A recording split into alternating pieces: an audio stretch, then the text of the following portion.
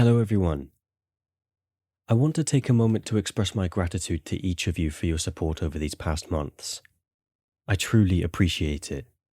Even though many of you weren't fans of the artificial voiceovers, you still watch the videos. Your loyalty means a lot to me. I'm excited to introduce an original human voice to enhance clarity and make this channel even more engaging. Please take a moment to subscribe as we embark on this new chapter. Today, we'll be exploring a case from the 20th century. The story of Nurse Hannah Mitchell. In 1923, Nurse Hannah Mitchell faced trial, charged with the murder of Bertha Coughlin and the attempted murder of her ex-husband, Frank Bonfiglio. The evidence was sensational, as were the verdicts. On January 13th, 1923, Nurse Hannah Mitchell called the Richmond police and stated, "I have shot a man." With those 5 words, she set off a series of events that would give her the title of Melbourne's most notorious woman. Mitchell's victim was Frank Bonfiglio, a small-time criminal and her abusive ex-husband. She shot him 4 times and left him to bleed out in a locked room, but he managed to escape through a window and get to St. Vincent's Hospital. Realizing he had gotten away, Mitchell knew she needed to share her side of the story with the police first, so she made the call to confess.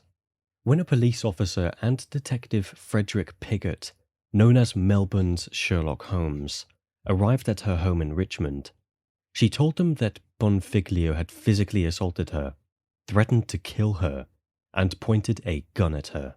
She claimed she had seized the gun from him and shot him in self-defense. Piggott visited Bonfiglio in his hospital room, where the injured man claimed that his ex-wife had tried to kill him to stop him from revealing a terrible secret. He said there was evidence lying in a gully in rural Coldstream. "If you go into the bush, you'll find a dead woman's body," he told Piggott. He described how, at the end of a road, there was a gate marked Yaraban, and if you went through it, down into the gully, you would find the body. Bonfiglio explained that about 2 months earlier, a dark-haired woman in her late 20s had come to Mitchell's house for an illegal abortion. The procedure had gone horribly wrong, and instead of calling a doctor, Mitchell had panicked and refused to get help, which led to the woman's death. Bonfiglio claimed that Mitchell had then pressured him to help her dispose of the body and cover up the evidence. He said she had also involved her sister, Margaret Millwood, and her own daughter, Margaret Mitchell. On the night the woman died, Bonfiglio recounted that he and Mitchell borrowed her son-in-law's Studebaker car. They wrapped the naked body in a blanket and took it to the secluded area, covering it with ferns and branches. "She'll be eaten by some animals in a few days," Mitchell reportedly said. "Nobody will know who she is if they find her." This was a shocking confession, but Piggott knew he had to be careful. Bonfiglio was a convicted criminal with many reasons to lie about his ex-wife. He had a history of violently assaulting her during their brief marriage, and her testimony had recently sent him to jail for 6 months. Mitchell's story that she shot him in self-defense might be true. However, Bonfiglio's claims about her mishandling an abortion could also be accurate. Piggott was aware that Mitchell, as an unlicensed nurse, made a lot of money from illegal procedures. Until he could gather more evidence, Piggott could only charge Mitchell with shooting Frank Bonfiglio with the intent to kill. Hannah Mitchell was born Hannah Elizabeth Thomas in October 1877 in Pollerton, Cheshire. At 18, in 1895, she married an engraver, and the following year they welcomed a daughter. After her first husband passed away, she married an Irishman named John Mitchell. Their first daughter Margaret, was born in 1904, and they had 3 more children, making a family of 7 by 1911. While John worked as an engine driver, Hannah became a certified midwife in 1908.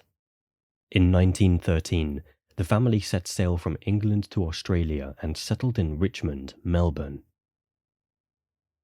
In 1917, John was killed while fighting on the Western Front, making Hannah a widow for the second time. 2 years later, she married Frank Bonfiglio, her third husband. Their marriage was very difficult and often violent, leading Hannah to divorce him while he was in jail for hurting her. Despite this, once Frank was released from prison, they got back together.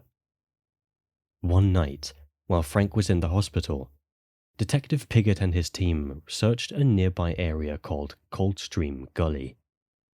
They didn't find a body, but they noticed that something had been moved recently.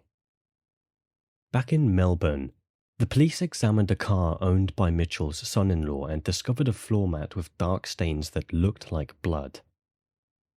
In a surprising twist, Detective Piggott received information from a secret source.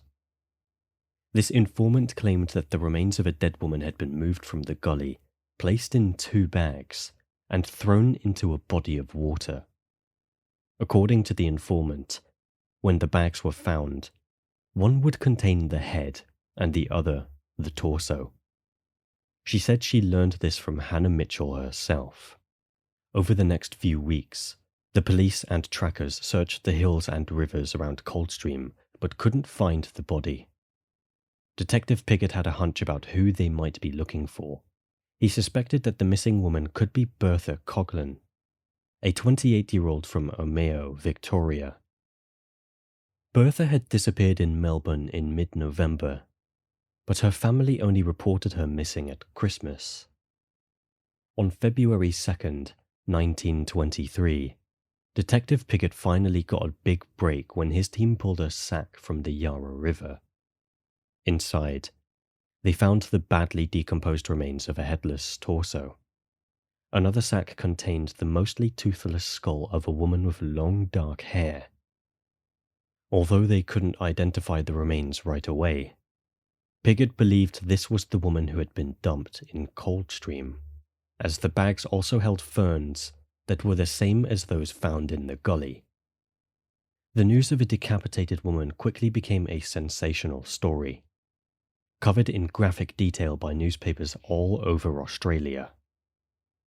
Piggott arrested Mitchell for the murder of Bertha Coughlin, and her daughter was also charged with being an accessory after the fact. When Piggott went to arrest Mitchell's sister at her home in St Kilda, she confessed her involvement. She admitted to helping dispose of some items that had the name Coughlin on them. She was arrested as well, but agreed to testify against Mitchell. Further investigations revealed that Bertha had sought an abortion from Nurse Mitchell, with the help of a male friend from Omeo and a female intermediary. After that, she was never seen alive again. During the autopsy, the coroner stated that the woman pulled from the river was too decomposed to determine how she died. However, fly larvae found on the remains indicated that the body had not been in the water for long. The coroner noted that her head hadn't been cut off. None of the spine bones were damaged, suggesting it had fallen off due to decay when the body was moved. The skull had very few teeth left, and a dentist confirmed that the extractions matched those he had done on Bertha Coughlin. An analyst also confirmed that the ferns found with the body were the same as those from the gully. The female intermediary testified that she had taken Bertha to a house in Richmond for an abortion. When she returned a few days later to see how Bertha was doing, Nurse Mitchell said that Bertha had already left. The most shocking evidence in the inquest came from Frank Bonfiglio. He said that when Bertha started bleeding heavily, Mitchell tried to help her but refused to call a doctor. Instead, she convinced him to help her get rid of Bertha's body. After this gruesome task, Bonfiglio left for Kalgoorlie. When he came back almost 2 months later, Mitchell urged him to marry her so he couldn't testify against her. When he refused, she shot him 4 times without hesitation. While Bonfiglio's story was gripping, his past as a criminal, including connections to the notorious Squizzy Taylor, raised doubts about his honesty and motives for wanting revenge against Mitchell.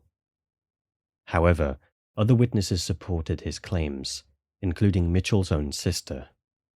Several people testified that they had seen Bertha at the Richmond house. And some said that Mitchell had regretfully talked about the young woman's death. One witness even claimed that Mitchell had tried to bribe her to lie about the situation. At the end of the inquest, the coroner stated that he believed Mitchell did not mean to kill Bertha. However, since the death resulted from a felonious act, he had no choice but to send her to trial for murder. If she was found guilty, she could face the death penalty, although it was likely to be reduced to a lesser punishment. On April 18th, 1923, at the criminal court in Melbourne, Mitchell pleaded not guilty. Over the next 3 days, the jury heard much of the same evidence presented during the inquest. However, a new witness, Piggott's secret informant, testified in detail about how Mitchell had told her about the failed abortion and how she had moved Bertha's body. This woman also revealed that Mitchell had threatened to kill her if she ever spoke about it. The prosecution faced challenges when they suggested that the jury could consider a manslaughter conviction. The defense quickly objected, arguing that this idea had never been mentioned before and that the jury could only choose to find Mitchell guilty of murder or let her go free. They painted the witnesses, including Bonfiglio, as unreliable because many were criminals, liars, or people with questionable morals who were trying to frame Mitchell. The defense lawyer claimed that the only credible parts of the testimonies indicated that Bertha had experienced a sudden miscarriage and heavy bleeding, which Nurse Mitchell had desperately tried to treat. When Mitchell took the stand, Victorian law didn't require her to swear an oath or face cross-examination. She maintained her story, saying that Bertha had come to her house just to discuss her pregnancy and to rest for a week. When Bertha started bleeding unexpectedly, Mitchell claimed she did everything she could to save her and repeatedly tried to call doctors, but couldn't reach anyone. As for the disposal of the body, Mitchell said it was Bonfiglio's idea, and she went along with it because she was overwhelmed with grief and felt controlled by him. "I never did anything wrong to that girl," she said. "I didn't cause her death." Mitchell spoke without being challenged, but the prosecution had one last chance to persuade the jury. They argued that Mitchell caused Bertha's death by performing an illegal abortion and then refused to get the medical help that might have saved her life. The prosecutor asked the jury if they thought Melbourne was such a terrible place that if one of their own wives was bleeding to death on a Saturday night, they couldn't find a doctor. He suggested that Mitchell knew she was guilty of doing an illegal abortion, which is why she didn't call for help and wanted to get rid of the body. He argued that her guilt and fear of being caught also explained why she had moved the body and shot Bonfiglio. At 5:30 p.m., the jury went to discuss their decision. By 8:12 p.m., they returned with their verdict on the murder charge. Not guilty. Hannah Mitchell was a free woman, at least until her next court appearance in Melbourne on May 24th, where she faced charges for shooting Frank Bonfiglio with the intent to kill. In that trial, Bonfiglio repeated his story about how Mitchell tried to silence him regarding Bertha's death, while Mitchell described his violent behavior and claimed she shot him in self-defense. This time, the jury took just 1 hour to find her not guilty. A writer for the Australasian newspaper suggested that Hannah's convincing speeches in court played a big role in her acquittal. The writer noted that the prosecution had a strong case until Mitchell spoke, and without solid evidence against her, The jury was swayed by her words. Until her speech, the Crown seemed to have an unshakable case, the writer reported. But the jury was influenced by a woman who knew how to speak persuasively, and now Mitchell is free to continue her business, which had recently made her notorious. While this was true, the law also worked in Mitchell's favor because it classified such deaths as murder, which could lead to the death penalty. Many all-male juries, some of whom had likely used illegal abortionists themselves, were reluctant to convict her because the punishment seemed too harsh compared to the crime. In the case of the shooting, it was Mitchell's word against Bonfiglio's, and he was not seen as credible. However, what the juries in her trials didn't know, or couldn't consider, was that this wasn't the first time Hannah Mitchell had faced court for performing abortions, or even for murder. Back in May 1918, Mitchell was charged in Richmond Court for performing an abortion on a woman named Charlotte Freeman. At the first hearing, Charlotte testified that she had gone to Mitchell and paid £15 for the procedure. After undergoing 2 poorly done surgeries at home, Charlotte ended up in the hospital, where a doctor informed the police that she was suffering from the after effects of an incomplete abortion. When questioned, Mitchell denied knowing Charlotte and denied ever performing abortions. The police took her to the house where Charlotte was recovering, and Charlotte identified Mitchell as the person who had operated on her. Only then did Mitchell claim she remembered Charlotte, but said that Charlotte had come to her after taking drugs to cause an abortion, which led to her bleeding.